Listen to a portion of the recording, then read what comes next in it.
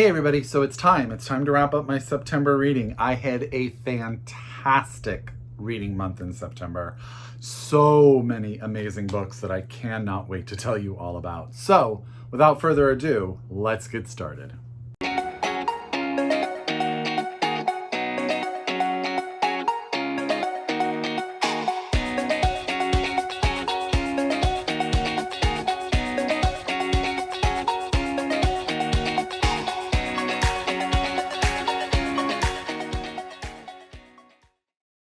Hi everybody and welcome back to my channel. It's Russell with Ink and Paper Blog. How are you all doing today? As always, I hope you're happy. I hope you're healthy. I hope you're safe. And of course, I hope you're reading an amazing book or two or three. I know it's been a bit since I've done a video. Let's just say life has decided to be crazy, kind of like this big furry bear that I'm growing right now. A little bit insane. But I will say something that I have been able to do during all of this is read. I have been reading and it has been fantastic. I hope you all have been reading too. I hope that you've gotten amazing books under your belt and that you're getting ready to wrap up 2021 with whatever books that you want to read by the end of the year. But today I am here to tell you about a ton of good books. So get out your pen, your paper, your Goodreads, however you keep track of your TBR. If you are so able, I highly, highly recommend getting these books from your local independent bookstore. You know they need us, especially in the holiday seasons that are approaching. But if you are also a library user, get your library to get you a copy. They are so instrumental to our own eternal happiness, are they not?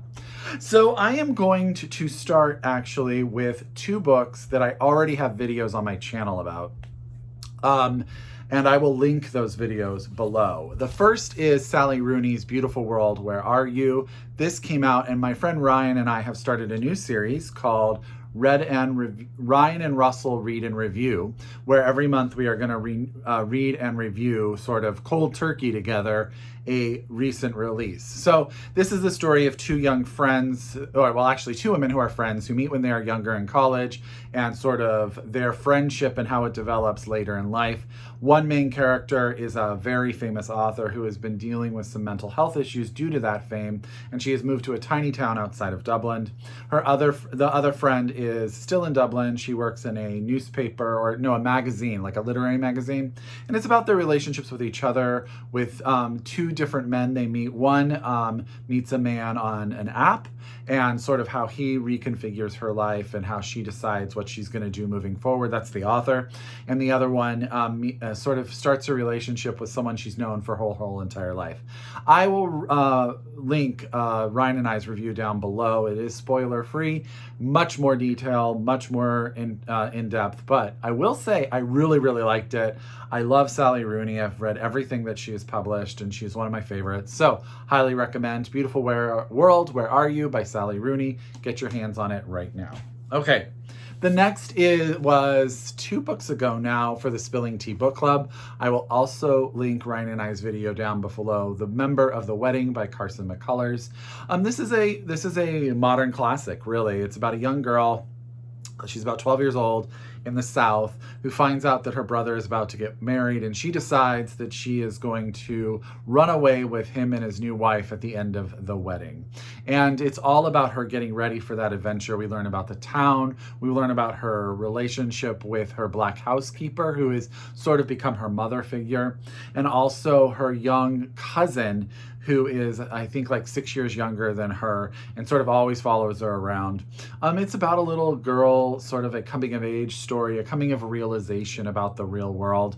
It's very, very good. I will link down below Ryan and I's video on this one as well. That's Carson McCullers, The Member of the Wedding. I really liked it, and I've only read I think 3 things by Carson McCullers, and I've really enjoyed absolutely all of them. Okay. There are actually quite a few big hitters in this list, I have to be honest with you. And we'll talk about why in just a second. But the first 3 books have Sally Rooney and Carson McCullers, you know, and then now we're going to talk a little bit about Colson, Whitehead, and Harlem Shuffle. Now, this is a novel. It's set in, I want to say, like the 1950s in New York. Our main character is Ray. He owns a furniture store. He is a black-owned business, and he has sort of come from nothing to own this business. And the beginning of this book is sort of like a caper. He gets wrapped up in some dealings with his cousin to go and rob this hotel, this very well-to-do hotel. And that event sort of happens. I'm not going to try to spoil it at all. And then what happens from that moment on is that Ray is sort of brought into this world, and he has to figure out who he wants to be. Does he want to be the honest businessman, or how does he want to juggle that with this life that is a little bit more under the nose of the law? How do I say this? So what I will say is I love Colson Whitehead. I think he's a phenomenal writer. I think that he writes character and place amazing. This book is no different. This just wasn't the book for me. And I just think I'm not much into that type of narrative. I don't like sort of those heist movies or books or anything like that. They're just not, they don't speak to me. However, if you like that kind of stuff, this book will be for you, because Carson Whitehead is brilliant. And he does do a lot of stuff with race, with class, with socioeconomic status in this book. He talks about sort of how do you get yourself out of from one area of your life to another, keeping them separate, but they sort of always sort of bleed into one another. It is also a lot about family and responsibility and all of that. It's very good in that sense. For me, it's just not my type of Colson Whitehead novel, but that doesn't mean anything. It may very well be yours. So that's Harlem Shuffle by Colson Whitehead, out now from DoubleDay Books. Okay. Now, I want to say in the beginning, like the mid-October, the National Book Award long list for fiction came out. And if you've been a member of my channel, you know that I read the entire long list every year. And sometimes I'm super lucky. Sometimes I've read a majority of them, so the amount that I have to read is very small. This year, I had to read 8 of the 10.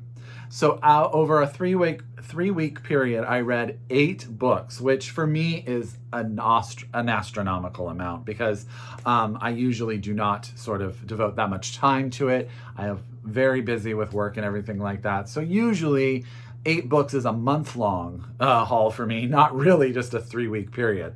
But that being said, I did read all of these books, and they are all freaking fantastic. So we're going to go through them. Heavy hitters abound, some debut novels, all sorts of fantastic stuff. So the first one we're going to talk about is Lauren Groff's Matrix. This actually made the shortlist for the National Book Award, out from Riverhead Books. This is the story of it's set in the 1100s, mid 1100s, and it goes all the way through like the early 1200s. We have a young woman who is a bastard to the crown. So she is the crown of France. She is technically the sister of the queen, but she's a half-sister by, you'll figure it out when the book goes on.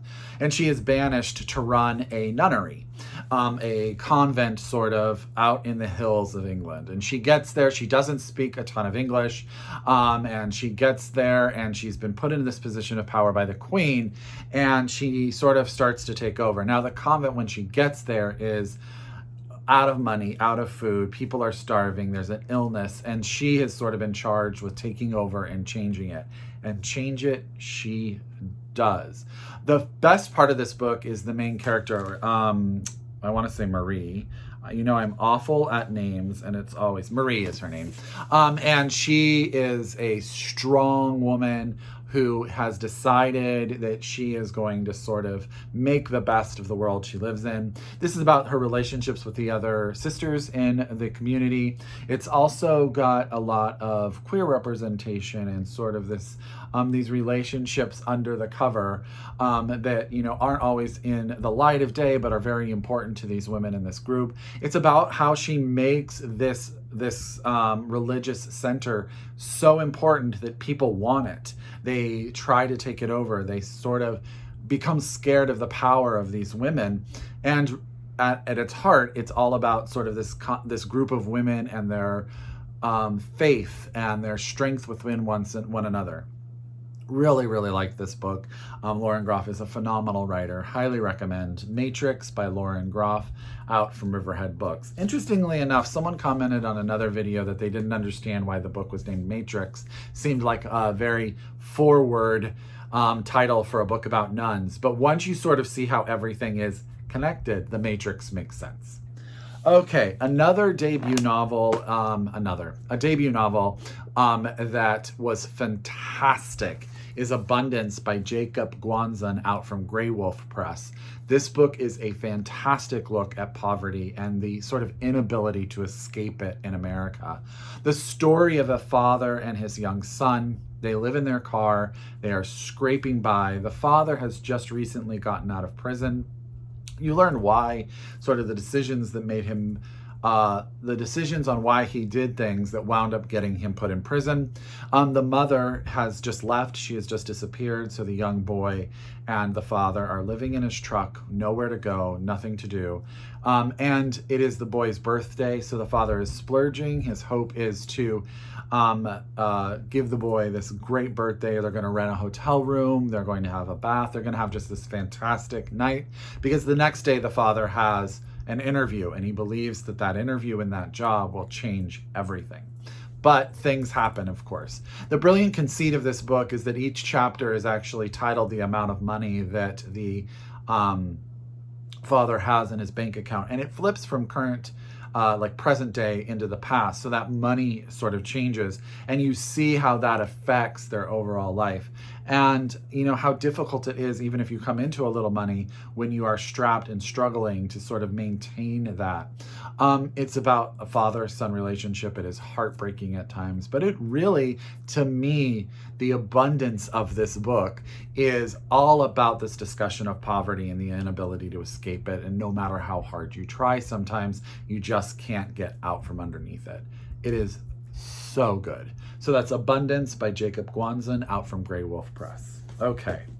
Next was, I will say it, I don't know that it will win. It did get shortlisted, but it is my absolute favorite book that I read on the National Book Award long list. And that is Zorrie by Laird Hunt out from Bloomsbury. Zorrie is the story of one woman. Her name is Zorrie, a very sort of regular, everyday woman, and her life living in this small town in Indiana. She gets there in a special way. You know, life sort of throws her around a little bit. And she winds up in this little tiny town. She winds up getting married. She has a life. And just really, it's this microcosm of this one woman's life. And it is quiet, and it is beautiful, and it is poetic. I would say if you're friends of Marilyn Robinson, it has a very Elizabeth Strout feel to it. Someone compared it to Stoner the other day, and that really resonates with me. Sort of like it's so brilliant that this person who really has nothing that would make them stand out from anyone else tells you a story that just sort of encapsulates human warmth and condition. I love this book. It will be in my top 10 favorite books at the end of the year. There is no ifs, ands, or buts about it. I am on the hunt, literally, to buy all of Laird Hunt's backlist because I had never heard of him and I don't know how that is. Shame on me. This book is brilliant. So good. Zorrie, Laird Hunt, Bloomsbury, please read it. It is shortlisted. It will be sort of my personal heart pick to win the overall award. But yeah, it is amazing. It is really amazing. Okay, the longest book that I probably have read this year, and maybe in quite some time, if I am being honest, that is The Love Songs of W.E.B. Du Bois by Henri Fanon Jeffers. Sorry, I always like sort of double stutter in the middle of this, her middle name.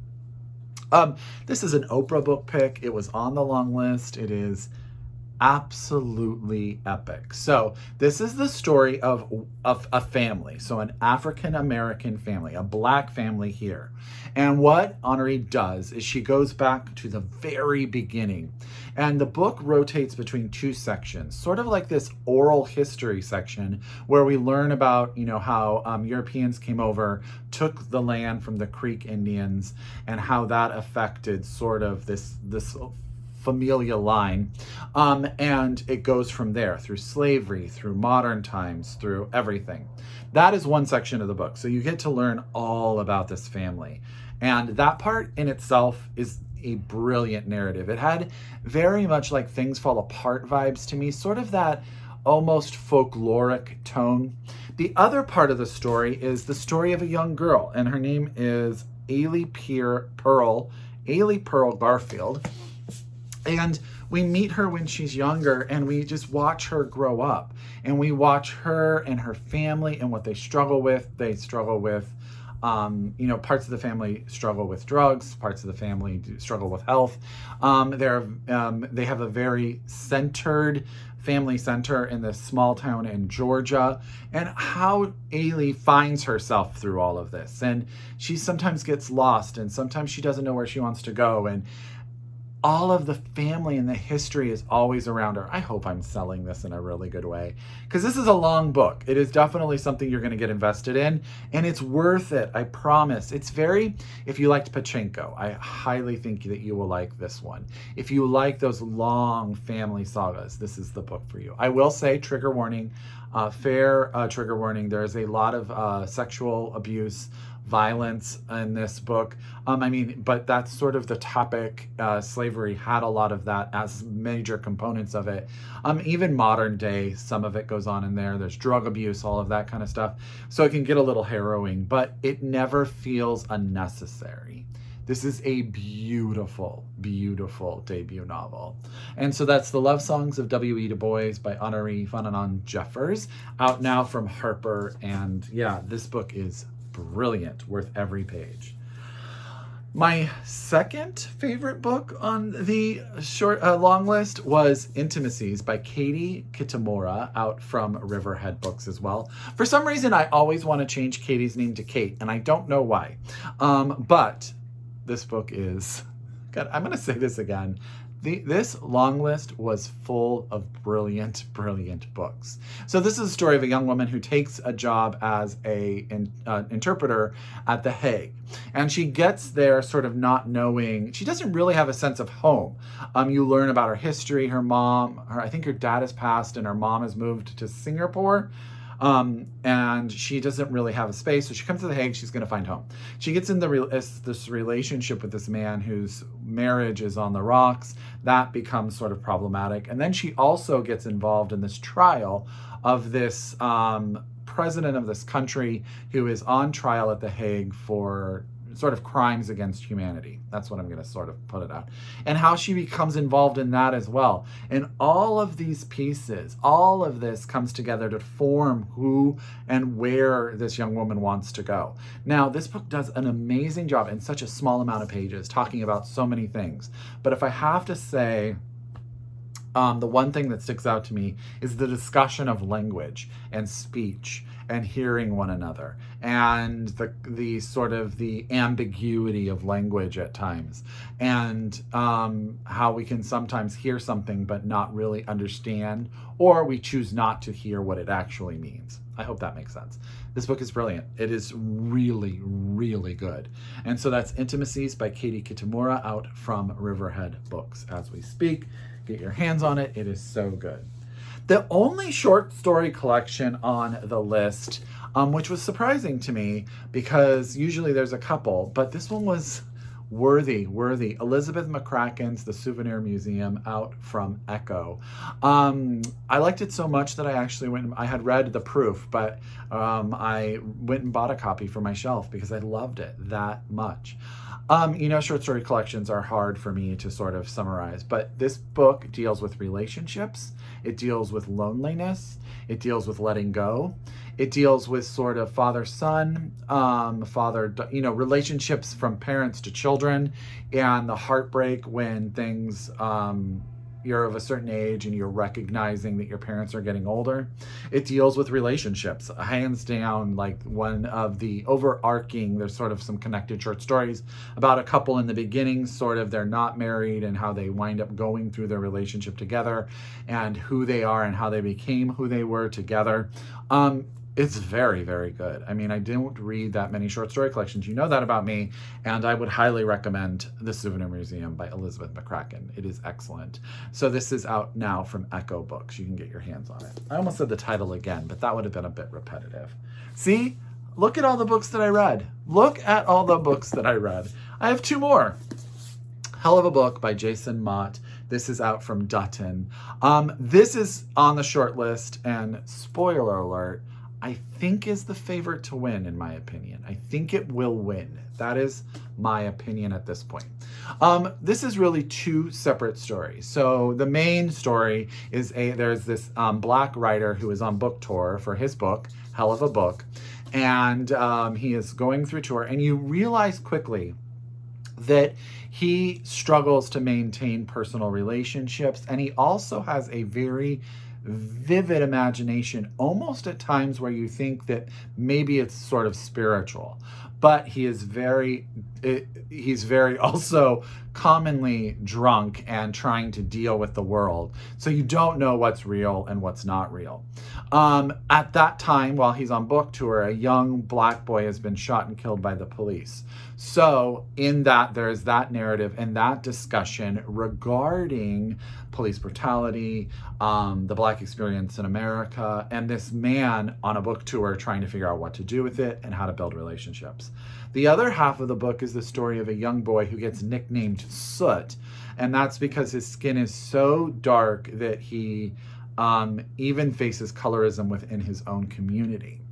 And that young boy witnesses a horrific act, and his parents have brought him up to believe that if he concentrates hard enough, he can become invisible and remain unharmed.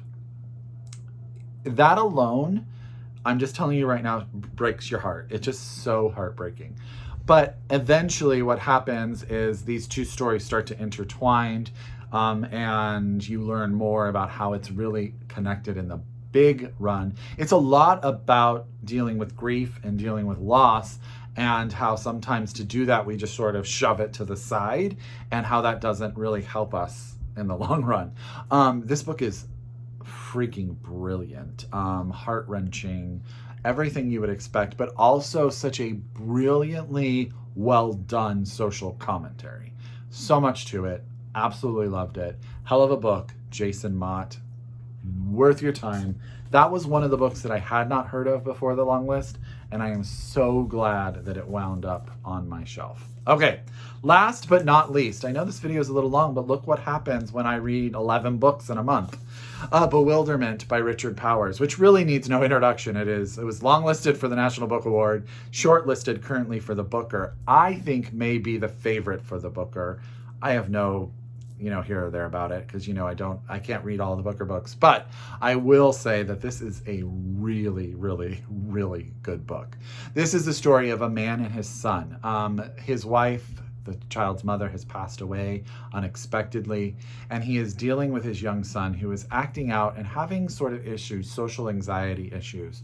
His son is dedicated to the environment, which his mother was as well, and also deals with sort of this anxiety in the world. He can get very angry sometimes. But this is really at its heart the story of this father who's trying to help his son acclimate to the world that they're going to have to live in moving forward. He chooses to get him involved in sort of this rare or sort of experimental science where he's supposed to learn how to control and modify his emotions. I won't go too deep into that. That's sort of the sciencey part of the book, which I'm not excellent speaking on. But what it really does is it brings to the forefront this calmness in this child, and the young boy starts to sort of speak his mind and his father's support of who he thinks he wants to be, and this connection together, and what happens when things sort of go wrong, and how that sort of futility when you want to help someone you love so much and you just don't know how. This book broke my heart. I was in tears at the end. I just am giving you fair warning. Actually, a lot of the National Book Award long list made me cry quite a bit. But this book was amazing. So that's Bewilderment by Richard Powers, out from Norton. Okay, I cannot pick up all of those books because that would be impossible. So imagine them right here for you. I have to say, it was a fantastic reading month for me. I actually would recommend every book that I talked about, even the ones that, Harlem Shuffle, which didn't really resonate with me, but I think that it's a brilliant book in its own right. it was just a great reading month. And I hope you had an amazing reading month. I hope all of these books wind up on your TBR. As always, if you're a return subscriber, I could not do this without you. If you are new to my channel, I hope you stick around. I post videos every so often, depending on how life decides to treat me for the week. But I really do love books. I do love all of them, and I want to share them with you. So I encourage you, as always, to read globally, shop locally, and until next time, I wish you happy reading. Bye, everyone.